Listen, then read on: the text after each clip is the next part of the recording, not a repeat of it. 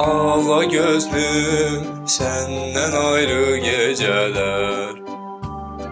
Bir il kimi uzun olur neyleyim.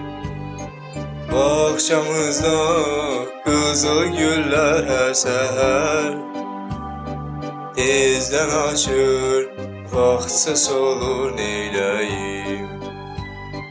Bahçamızda kızıl güller her seher.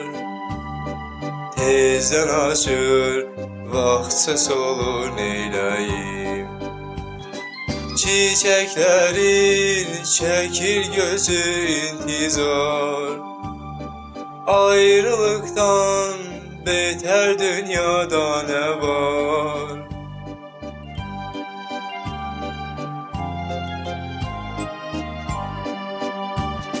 Çiçeklerin çekir gözü intizar. Ayrılıktan beter dünyada ne var? Yaz akşamı seni bil ki bu nigar. Həzin həzin yada salır neyləyim. Yaz akşamı seni bil ki bu nigar. Həzin həzin yada salır neyləyim.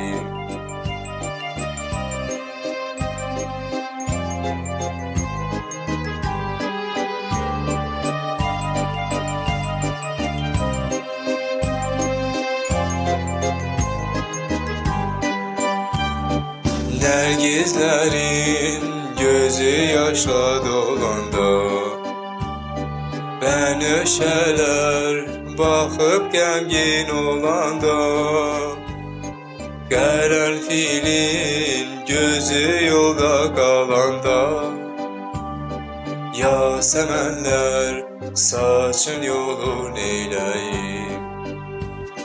Karanfilin gözü yolda kalanda, yasemenler saçın yolu neyleyim. Çiçeklerin çekir gözü intizar. Ayrılıktan beter dünyada ne var?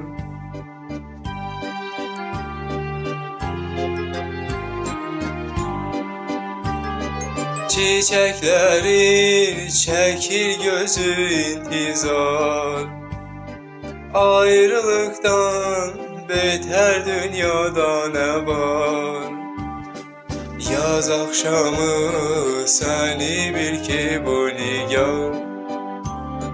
Həzin həzin yada salır neyləyim. Yaz akşamı seni bil ki bu nigar. Həzin həzin yada salır neyləyim.